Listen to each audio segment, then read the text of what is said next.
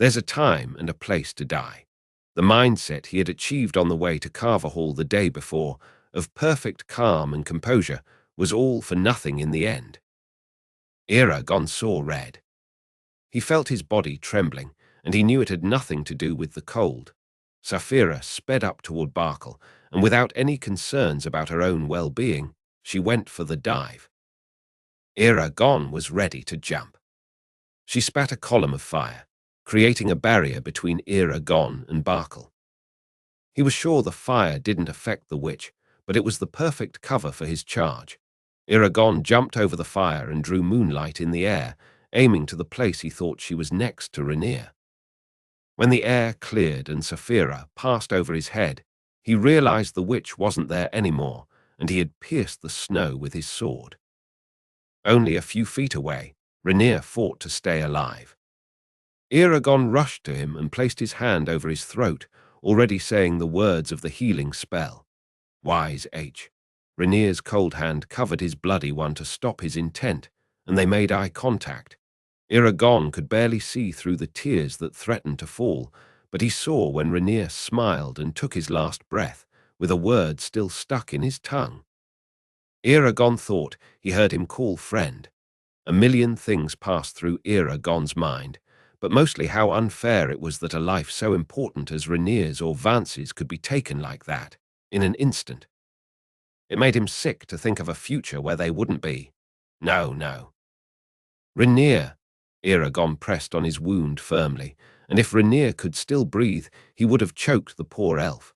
Saphira's roar was like thunder in the sky as she charged to attack the Razak and their flying parents.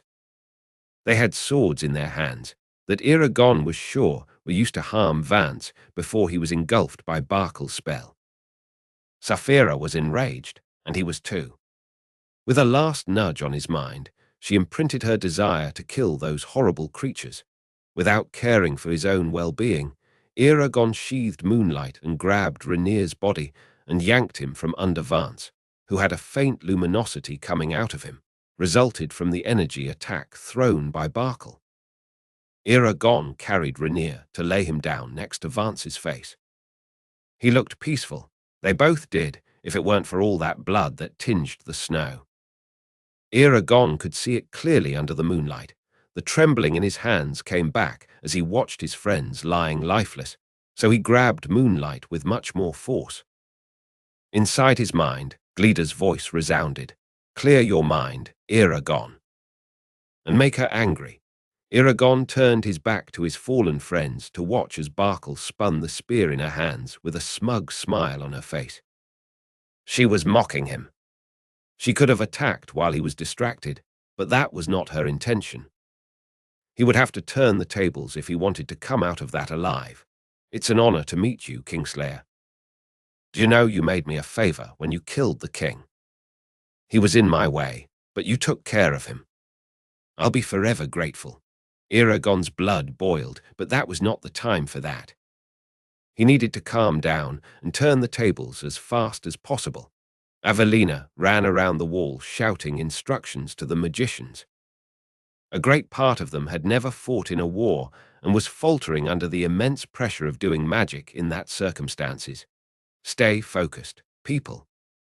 And don't open your mind for each other. Some of them cast spells on the arrows so they could pierce the enemy's wards faster. Others were specialized in protecting the soldiers with wards of their own. But there were even others that were strong enough to fight and deal some serious damage. Avelina wanted them with her, so she ordered them to follow her to the ground, where they would battle the hooded figures walking among the non-magical foot soldiers. She gathered them around the doors that were forced from the outside and waited. Sunon's guards also waited, just as many soldiers behind her. Outside, the dragons kept throwing fire, but there were times they had to retreat, for the counterattacks were too much for them, who battled to stay in the air. Avelina worried about Runela, and it was with relief that she felt her mind brushing against her own and allow an instant of openness. Are you all right, Nala? Yes, but I thought I saw Fernan just now. Is Arya with you? No. When I contacted Vanya, I asked her to go to Carver Hall, but we need them here. Arya is proficient in speechless magic. They need her there, Nala. If they really are to meet Barkle and probably the Razak, then I'd rather have her there, with Eragon and Rhaenyra. It was clear to Avelina that the idea displeased Runela. She was polite enough not to fight her for it, fine. But I hope the spells you and Amara created work on these magicians out here. They are about to hurt one of us if they keep having room to work. We will end them, don't worry, and then our soldiers will run over the others like an avalanche. Avelina's confidence was great, but she felt something was wrong. Even if she managed to put the plan in motion, there was something very wrong happening. She just couldn't put her finger on it yet. Eragon could see with the corner of his eye as Saphira battled the Letherblaker in the sky. She was fierce and much bigger, but they were two and had their offspring riding on their backs. Barkle must have shared the mount with one of the Razak, and Eragon's stomach stirred just to think of that kind of proximity with those foul creatures. Barkle still spun the spear when Eragon stepped forward. Who was going to be the first one accessing magic? He wasn't thrilled to do it at all. If the fight came down to be of a sword against a spear, then he was sure he was going to win, but if magic was an option, the bets were open, and he feared Barkle had a slight advantage. Or maybe it was not that slight. Make her angry, Glida had said before he fused his mind with Eragon's, creating a shared consciousness where the thoughts didn't have an owner. The image of Barkle's gem appeared in his mind. Eragon took a deep breath to make himself more collected and reached for his belt inside his cloak. A very good friend of mine gave me this. I think it's something you would like to see. What do you think of my new stone? I'm not sure how it works yet, but I think it's pretty, so I keep it with me at all times. His annoying tone could make even him get angry with himself. Barkle was easy bait. Her face turned red when she saw the stone in his hand. The work of a lifetime, spinning in his palm as he played with it. Her eyes seemed glazed. Then they turned red. A shiny shade of red. Her palms also started to glow as she dropped the spear. If she attacks mentally, we will work together. If she attacks with magic, keep focused and only counteract when you are sure. Aye, master.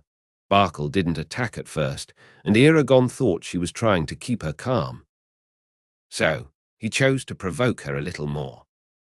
In his younger years, anger was a constant companion, and wrong choices were made for it.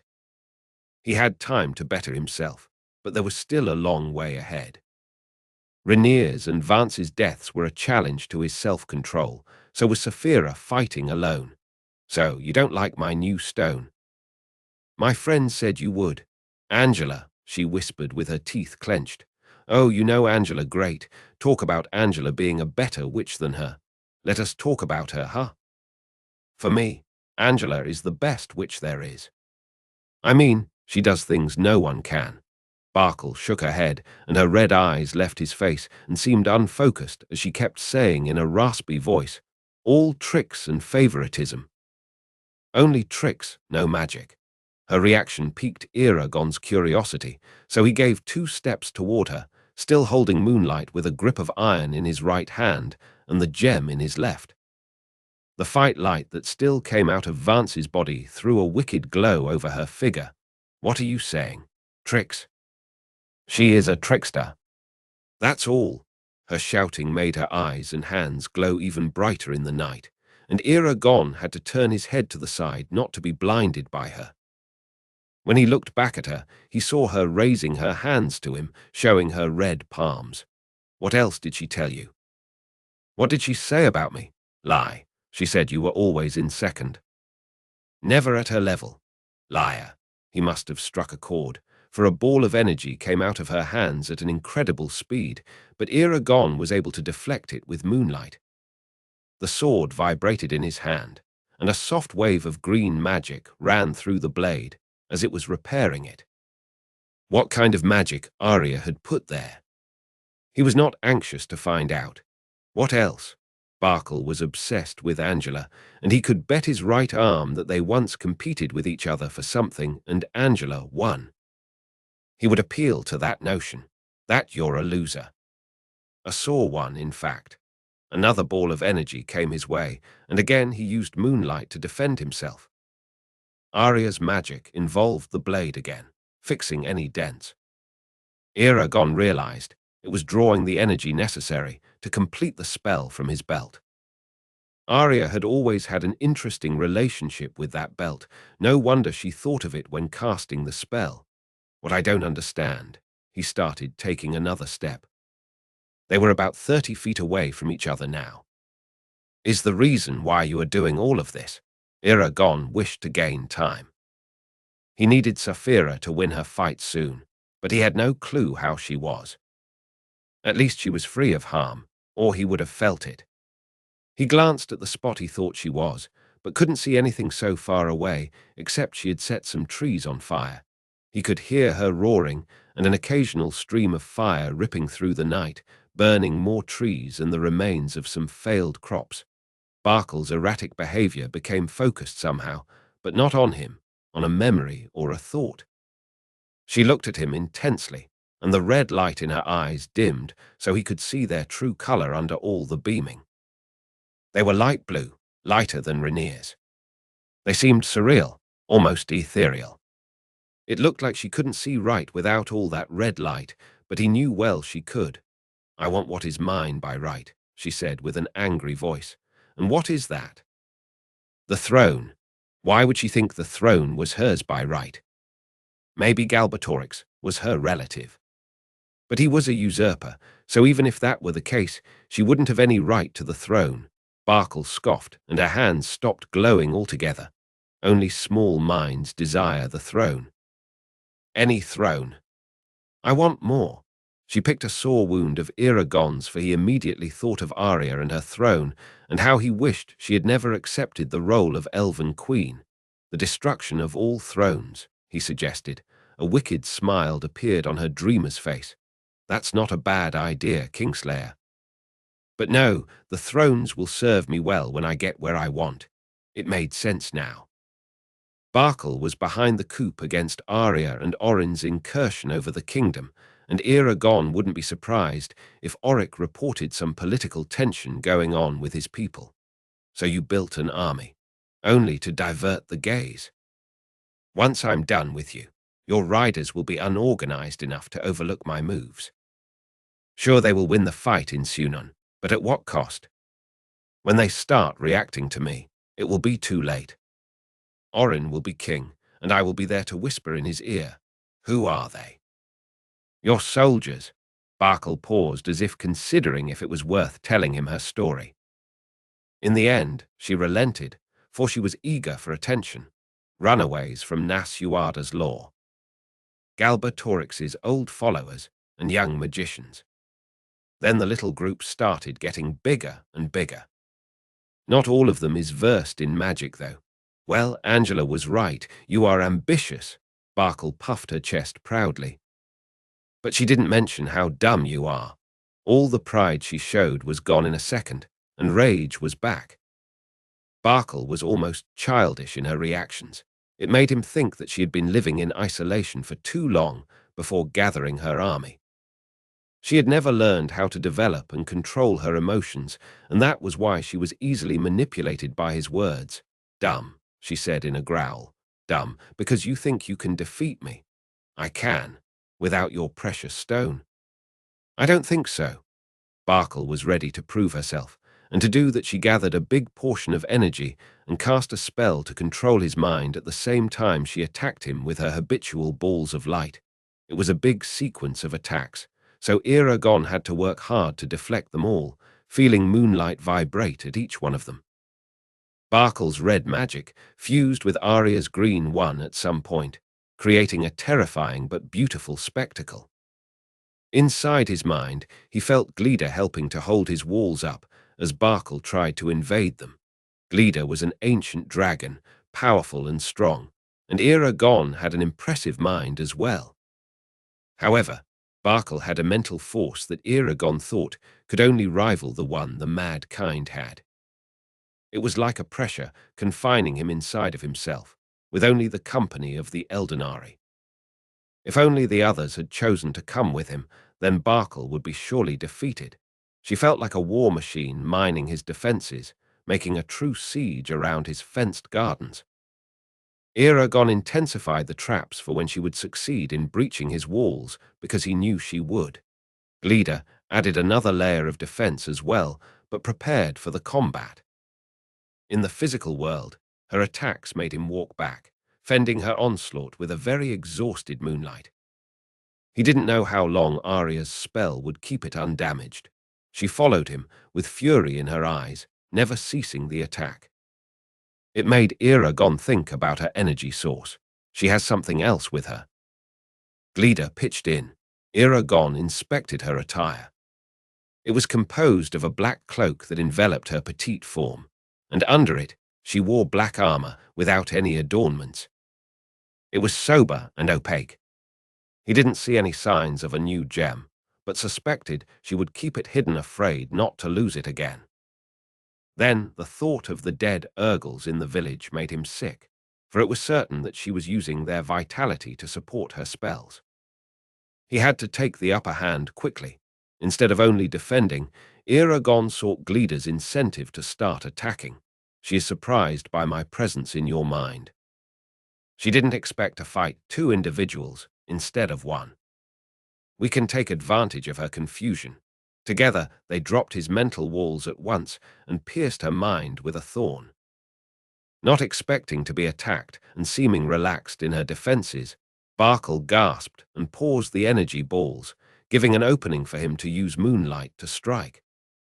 He ran forward as Glida helped hold the thorn deep into her mind and tried to cut her from shoulder to waist. The blade found her forearm instead and was repelled by her wards with the same force he used to strike. His arm was thrown back, and it was very clear it had dislocated. A sharp pain shot from his shoulder to his entire arm and even his spine, and he stumbled back until his knees bent and he fell on the ground. He could not hold Moonlight anymore, so it bounced back and got lost in the snow. Feeling too distracted by the pain, he left an opening in his defenses that she used to subdue him. Glida fought her the best he could, but without Eragon's help, it would be impossible to win. Barkle was too strong. Ways Heil, he said to himself before standing up, and his arms snapped back in place. The pain was gone, but it was still tender. Taking advantage of the moment, Barkle launched another set of energy attacks. Eragon crossed his arms in front of his face to protect himself and trusted his wards. They protected his integrity, that's true, but he was thrown several feet back and landed with his head hitting the ground, letting the gem roll away from his hand. He didn't see where. The snow did nothing to break his fall. He fell and immediately felt the air fleeing his lungs and his energy levels lowering drastically. The speechless magic was too straining to him. He could be proficient in it and almost do it without much thought, but controlling the flux of energy was still something he had to learn. Barkle, on the other hand, was a master of that kind of magic, using it as it pleased her. Inside his head, his traps were being activated one by one, fending her off, but she kept making advances, fighting both his hostile garden and Glida's stratagems. Barkle started to walk toward him, and he thought she was going to keep attacking with magic, but she surprised him by picking up Brissinger on the way. The night was dark, but the fire emanating from the trees still burned, leaving an odor of destruction in the air. Under that sickening light, he saw as Barkle switched his old sword from one hand to another. It was the end of life as he knew it. Amara shouted a cheer as she flew by Avelina on Norfia's back. It worked. Avelina shouted back, with a big smile on her face. It was true that the kingdom's and Serda's magicians weren't the best, and a few of them dropped dead as they tried to keep up with the riders when casting the spells that would break the enemy's wards. But in the end, they were a great help. Avelina made a mental note to remember to thank Murtagh for that idea of recruiting Du Vrangagata and the Serdans. Norfia led the attack, and with their wards gone, the first enemies to breach through the double doors were burned to death. The ones that followed were protected by a dome of energy, but that was easily surpassed by Avelina, who mentally thought of a confusion spell on the hooded magicians, making them drop the shield. Another group of adversaries was taken down by the dragons. Nala. Now, Avelina screamed both physically and mentally. Ranala sped up toward her and captured her from the ground, making Avelina crawl to her back. The dragon flew over the enemy field outside the wall and dove to attack the first magician. The hooded figure was still trying to get rid of the confusion spell when Ranala bit him still in the air. Avelina saw as his head flew over the battlefield. Lorgas, Walba, Inken, and Norfia picked their prey and attacked too. One by one, the hooded figures were being defeated. It feels too easy. Don't think that, Lena. We are winning. Ranala couldn't believe their plan worked. It was too good to be true. Barkle walked slowly toward him, savoring the moment. She had Brissinger in her hands, studying it, playing with him, probably reveling in the fact that Eragon's old sword would be the one to take his life.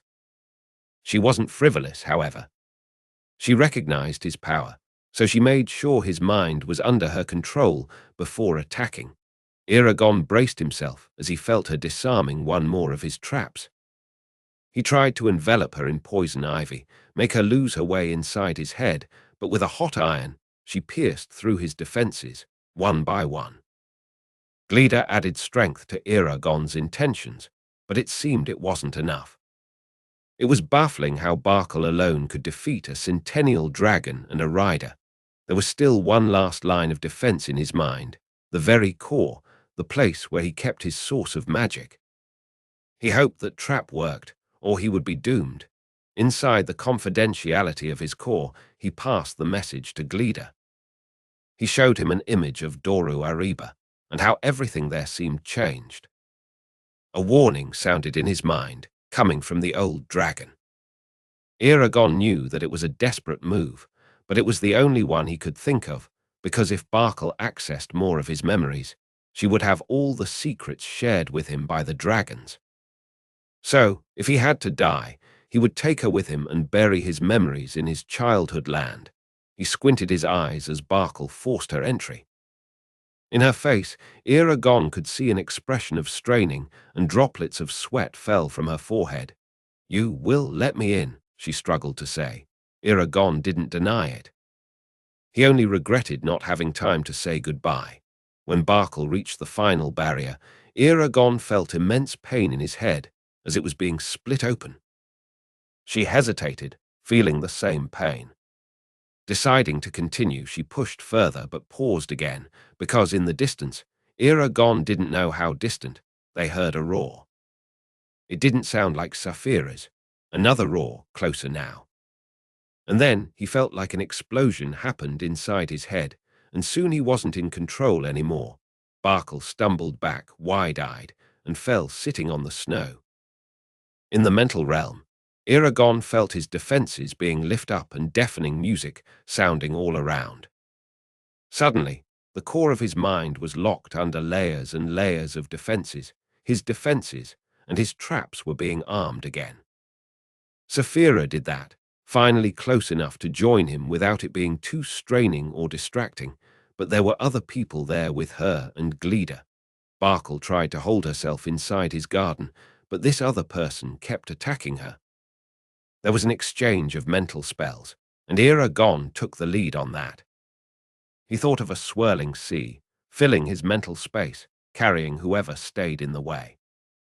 Barkle counteracted with a desert that dried the sea out. He knew he couldn't try to cause her harm, otherwise her wards would stop him, and the other way around was also true. So they played around each other.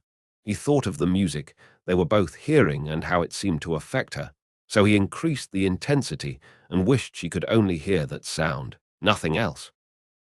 Her eyes widened even more, and with her free hand, Barkle clasped the side of her head. Eragon could tell she was trying to make it stop, experimenting with counterspells, but that was the thing about speechless magic. Without the exact intention in mind, it was almost impossible to break a well-thought piece of magic. "Master," he said in the confines of his mind, "please, try to break her wards. I need to finish this by hand." Glida consented, so Eragon stood up and searched. When he turned to Barkle, she seemed like a wild animal in fury, waving Brissinger from side to side. What happened? Arya blocked her sight. But I advise you not to attack yet, or her wards will damage you again. Arya, it's her music you are hearing, don't you recognize it? Fernan is in your mental realm as well. They have joined Saphira. I hope that ends soon. The scene in front of them posed a difficult choice. On the side, Eragon fought Barkle after Arya had blinded her. On the other part of the field, Saphira fended the Razak off. The Lethablarka cornered her as the Razak attacked her with swords. Arya decided to access Saphira's mind first. She had thick and powerful walls raised, which meant she was isolated from Eragon. Arya forced against Saphira's defenses until the dragon recognized her and let her and Fernan in.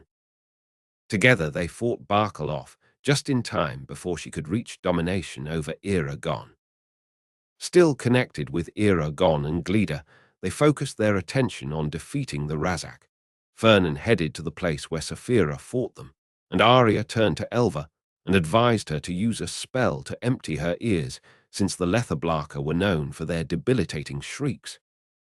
Elva did what she said and braced herself for the impact.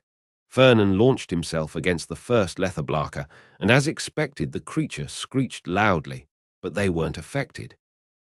They rolled midair as Fernan's claws dug into the other's flesh. With ferocious bites, he tried to pierce through the Lethablarka's neck. Arya intensified her music inside their collective mind, so Eragon was protected while she fought her own fight. As Arya expected, the Razak that mounted that Lethablarka drew their sword against her and Elva. With one hand, Elva grabbed Arya's shoulder to balance herself on the saddle, but with the other, she managed to hit the creature in the arm.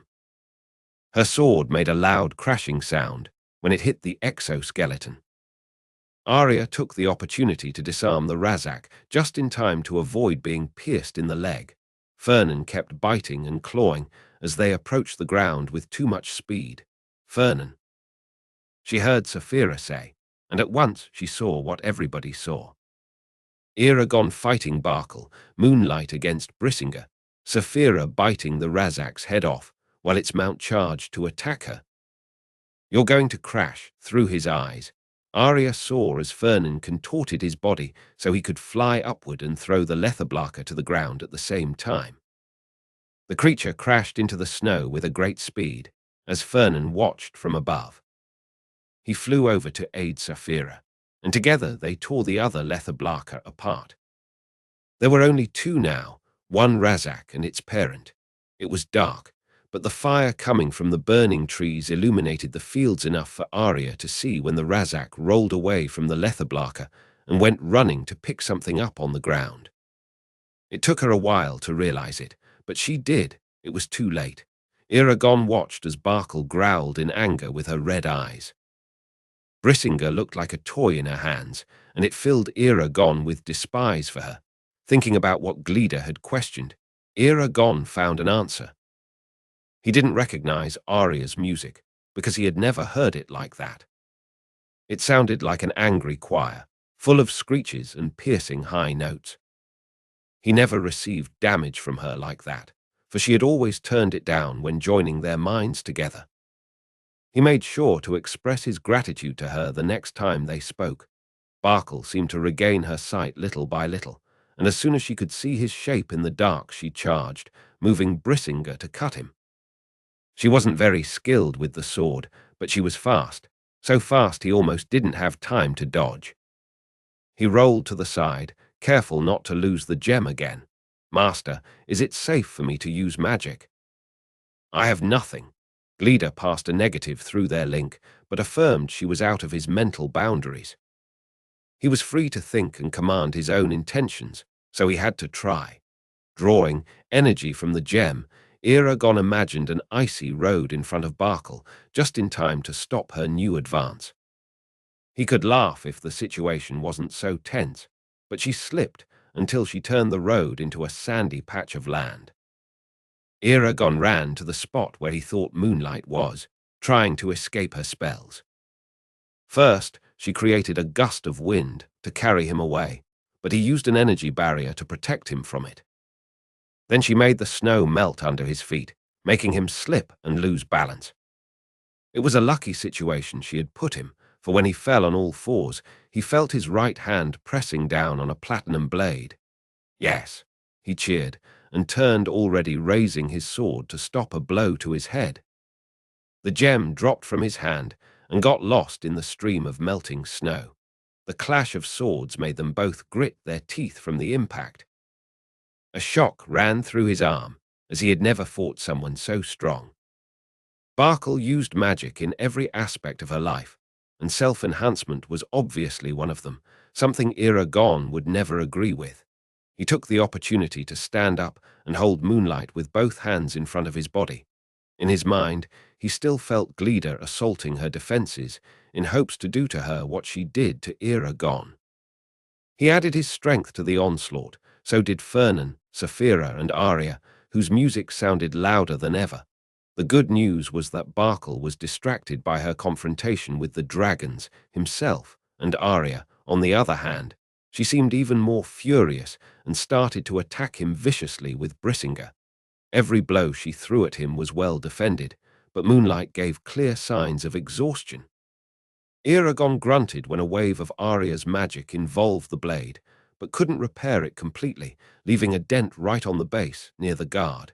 He had to finish it soon, hoping Gleeder succeeded in lowering her defenses so he could do her harm. Essie was impatient, but relieved that the enemies hadn't reached the castle yet. "Don't let your guard down," Lady Ismira exclaimed as Essie let her spear hang low in her hands. "I'm sorry, my lady, but no one's coming." "I don't think we will have to fight tonight." Essie regretted her words almost immediately, for screams could be heard coming from the streets. "You were saying," Ismira ironized as she hardened her expression and readied her spear. The yard full of fighters came to life as the sounds came closer to the castle walls. The men fortifying the place shot arrows to stop the invasion, but it only worked to slow it down. "Where are the riders?" Essie complained. "Fighting more dangerous people, I bet." "The one in cloaks. These ones are ours to take down. Get ready." Essie admired the Carver Hall people more than ever and wished she had half their courage. The riders were busy elsewhere. They were satisfied with their success in naturalizing the hooded figures, but the enemies were too many, and they seemed focused on getting into the city and causing the most damage they could. Trying to take them all was a never-ending task, but the dragons dove from the sky, biting, ripping, as some of the riders went on foot or endorsed the archers. Without the wards, it was easier to keep them at bay, but the battle was far from over. I thought they would retreat when they saw that the magicians were gone. Golak grabbed Avelina's arm as he passed by her in the middle of the fight. So did I. I thought they would surrender, but they keep advancing. We have no choice but to stop them. Use magic if you must, but be careful, she responded, trying to catch her breath. The night was dark and long, with no signs of ending yet. Now, Eragon, Gleeder's voice resounding in his mind, so he started to walk forward instead of only defending. He landed a blow to her shoulder and watched as she flinched with a grunt, blood spilling in her face. It was a good sign. Her wards were down, but not for long. She will recover soon. So hurry up. Eragon could perceive the dragon's strain in his voice, so he worked fast. Barkle was confused when at an incredible speed Eragon moved from a position to another. The red in her eyes intensified and was reflected on the blue blade, making it look malicious. First, Eragon worked to mine her balance, attacking her knees. With a diagonal strike, Moonlight sliced Barkle's polins. Even damaged, Moonlight was a powerful sword. With a fast transition, Eragon brought his blade to the top of his head and let it cut from above. She blocked his strike with Brisinga, but the strength of the attack made her bend her knee. Eragon could smile to see her like that, but a clinking sound made him look up to see his platinum blade being shattered against Brisinga. Eragon raised his hand that still held the hilt of a broken moonlight when a sharp pain tore his right side, making him drop it. In his mind, the image of Saphira being pierced by a spear blinded him with hate. "Saphira," he shouted through his teeth. Everything happened so fast he couldn't react. Still panting from the pain and wide-eyed, he felt another stabbing pain, this time in his chest. It wasn't a normal pain, however, not like the one of having a spear piercing through his blue scales, or having his shoulder dislocated. It was odd, cold and electrical. His eyes were unfocused, but his mind could see through his other eyes, blue, green, amber. He was clearly in danger. No, he couldn't believe it yet, but he was dying. Does time slow down when people are dying? Eragon couldn't believe that the tears that formed in his eyes took so very long to run down his cheeks. He watched as his own body convulsed and expelled a stream of vivid blood, and suddenly the emotions were too much for him. Rage, loss, fear. They weren't his. Neither the staggering amount of energy that entered his being at once, making him gasp to feel all the life he thought he was losing. He was being dominated, and soon his own eyes focused ahead, but he wasn't the one looking. Someone else was. A snarl came out of his lips, but again it wasn't his voice. He was a mere spectator inside himself, as he was being lulled to calm by a loving song in his mind. He recognized the voice, so sweet and caring, he missed her. It was fast. Now he understood. Dying is fast, surviving is slow. Quickly, the being that controlled his hands took the hilt of Brisinga, pressing the hands of his attacker under his. It was an iron grip. He knew then. It had to be her. Her strong grip on Barkle's hands through his own broke every one of her fingers at once, in one big snap, so she had to let go. Barkle's red eyes suddenly focused on what he had just done, and panic reached her. Arya moved Eragon's palms ahead, and from there came out a wave of magic so powerful that Eragon didn't understand where all that energy came from. He was impressed and also proud. Arya was the most powerful and skilled individual he had ever seen. She had produced speechless magic, using his body and mind, all the while running toward him with a superior speed. He could feel the wind on his face, her face somewhere in his head. The others had their battles to fight, and he could feel those too, especially how Saphira was losing too much blood through her wound, but kept tearing a Razak apart just to get to him, leaving a trail of death behind her. It was fast. Much faster now that the wave had passed, and his knees collapsed. As he knelt there, he watched as Barkle was thrown several feet away by the wave of energy coming from his palms, landing by Arya's feet, who looked at the scene with both rage and disgust. That's what she wanted when she created the wave, to lead the witch to her so she could personally punish her. She didn't hesitate and chopped her head off with a strike of Tamerlane. Eragon could feel the ruthlessness in her heart. She didn't pause to contemplate her deed. Instead, she ran to Eragon. Still, in control of his body, she held Brisinga by its handle with both his hands. When she motioned to touch the sword in his chest with the intention of starting to heal him with her own hands, he asked her mentally for her to let go of her control of him. She shook his head, afraid of letting go of his livelihood too. "Just lend me your energy." His voice was faint and strained. His lips, teeth, and tongue were tinged by the redness of his blood. She didn't argue, although he felt she wanted to. Instead, she reached for his mind and started to pour energy into him, and that huge amount of energy he had felt before kept flowing. He didn't know from where. He didn't ask. Eragon closed his eyes, his body was trembling, and he felt like he was going to pass out. It was incredible to think he still hadn't. The only explanation was that Arya was keeping him awake by her own expenses. He took a deep breath and screamed, "Brisinga."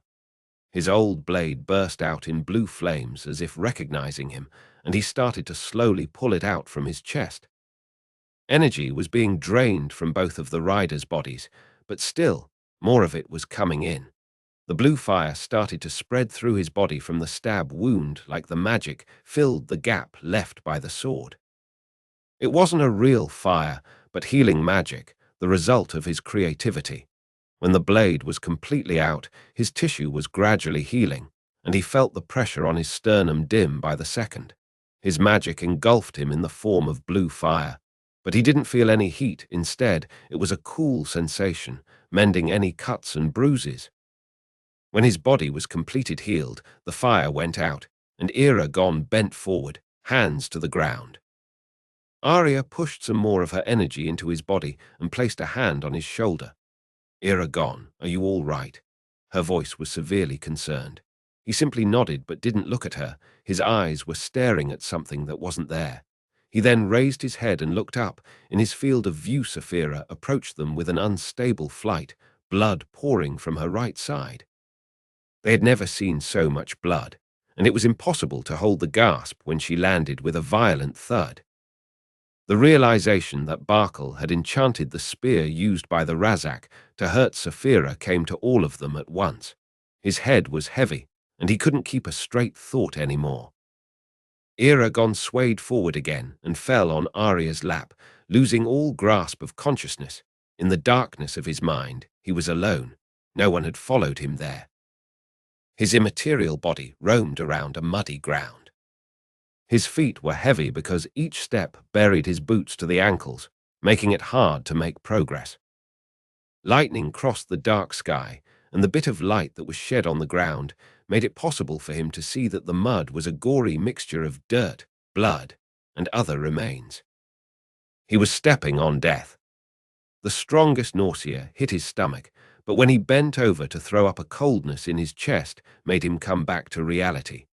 Eragon stood up at once and spat some blood that was still in his mouth. He breathed heavily and touched around his chest to look for the source of the coldness. The blade had been removed, and his wound was healed under his ripped vest and shirt. Still, the sensation of cold water being dripped on his skin was suffocating. He gasped to gain some air. Arya's arms went around his waist to support his weight.